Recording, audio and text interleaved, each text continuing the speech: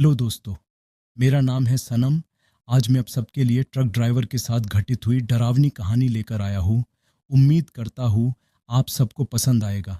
अगर आप हमारे चैनल पर नए हैं तो चैनल को सब्सक्राइब कर ले और वीडियो को लाइक करके आप अपना नाम भी कमेंट कर दे ताकि आने वाले वीडियो पर मैं आपको शाउट आउट दे सकूँ। तो कहानी को सुनते हैं ट्रक ड्राइवर के पॉइंट ऑफ व्यू से।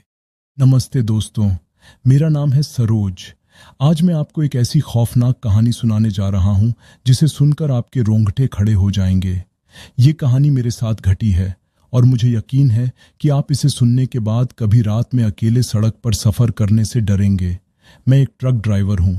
हमारी ज़िंदगी काफ़ी कठिन होती है। दिन रात ट्रक चलाते हुए एक जगह से दूसरी जगह सामान पहुंचाना हमारी ड्यूटी है। हर रोज़ नए रास्तों पर, नए शहरों में सफ़र करते हुए कई बार हम ऐसी जगहों से गुजरते हैं जहां इंसान तो दूर, किसी जीवित प्राणी का भी नामो निशान नहीं होता। ऐसे ही एक सफ़र की बात है जो आज भी मेरी यादों में एक डरावने साए की तरह मौजूद है। उस रात मैं और मेरा साथी राजू एक बड़े शहर से छोटे गांव की ओर जा रहे थे। रात का समय था और आसमान में बादल घिरे हुए थे। चांद की रोशनी भी मंद पड़ चुकी थी। हमने अपना ट्रक एक सुनसान हाईवे पर दौड़ा रखा था। राजू ने स्टीयरिंग संभाल रखा था और मैं उसकी बगल वाली सीट पर बैठा था। हम दोनों रात भर जागकर ड्राइव कर रहे थे ताकि सुबह तक अपने गंतव्य पर पहुंच सकें। रास्ते में अचानक ही ट्रक की हेडलाइट्स फड़फड़ाने लगीं। हमें लगा कि शायद बैटरी में कुछ दिक्कत है, लेकिन कुछ देर बाद हेडलाइट्स फिर से ठीक हो गईं और हम आगे बढ़ गए। जैसे जैसे हम आगे बढ़ रहे थे, मौसम और भी बिगड़ता जा रहा था। तेज हवा चल रही थी और बारिश शुरू हो गई थी। हमने सोचा कि बारिश थोड़ी कम हो जाए तो आगे बढ़ेंगे, लेकिन ये बारिश तो थमने का नाम ही नहीं ले रही थी। थोड़ी देर बाद अचानक राजू ने ट्रक रोक दिया। मैंने पूछा, क्या हुआ? उसने कहा, भाई सामने कोई खड़ा है। मैंने देखा, सचमुच सड़क के बीचों बीच एक औरत खड़ी थी। उसकी सफेद साड़ी और खुले बालों से पानी टपक रहा था। वह बिल्कुल स्थिर खड़ी थी और उसकी आंखें हमारी ओर देख रही थीं। हम दोनों चौंक गए। इतनी रात को इस सुनसान हाईवे पर वो औरत क्या कर रही थी? हम दोनों ने एक दूसरे की ओर देखा और फैसला किया कि हमें रुककर उसे देखना चाहिए। हम ट्रक से बाहर निकले और उसकी ओर बढ़े, लेकिन जैसे ही हम उसके पास पहुंचे वो अचानक गायब हो गई। हम डर से सहम गए। चारों ओर देखा, लेकिन वो औरत कहीं नहीं दिखी।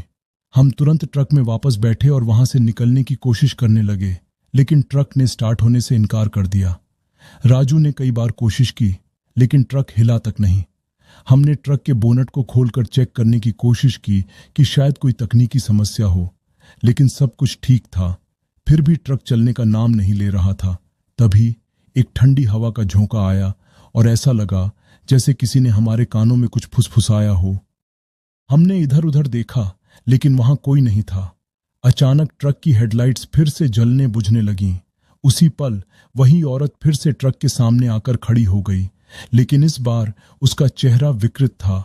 उसकी आंखें लाल हो चुकी थीं और वो धीरे धीरे हमारी ओर बढ़ने लगी। उसकी चाल अजीब थी, मानो वो हवा में तैर रही हो। हम दोनों के पसीने छूटने लगे। राजू ने तुरंत कोशिश की और इस बार ट्रक ने स्टार्ट कर लिया। हमने बिना कुछ सोचे ट्रक को रफ्तार से भगाना शुरू कर दिया। वो औरत हमारे पीछे पीछे दौड़ने लगी, लेकिन कुछ देर बाद वो अचानक गायब हो गई। हमने राहत की सांस ली और बिना रुके गांव की ओर बढ़ते रहे। सुबह होने से पहले हम गांव के पास पहुंच गए। हमने ट्रक को रोका और वहां के लोगों से इस घटना का जिक्र किया। गांव के बुजुर्गों ने बताया कि उस इलाके में कई साल पहले एक महिला की सड़क दुर्घटना में मौत हो गई थी। तब से वो आत्मा भटक रही है और रात में ट्रक ड्राइवरों को परेशान करती है। उस दिन के बाद मैंने उस रास्ते पर कभी रात में ड्राइव नहीं की। ये घटना आज भी मेरे दिल और दिमाग में बसी हुई है। हर बार जब मैं रात में ट्रक चलाता हूँ, वो खौफनाक चेहरा मेरी आंखों के सामने आ जाता है। दोस्तों, ये थी मेरी साथ घटित हुई डरावनी कहानी। आशा करता हूँ ये कहानी आपको पसंद आया होगा। ऐसे ही और डरावनी कहानी सुनने के लिए हमारे चैनल को सब्सक्राइब कर ले और बेल आइकन को भी ऑन कर ले ताकि ऐसी कहानी आपसे मिस ना हो जाए।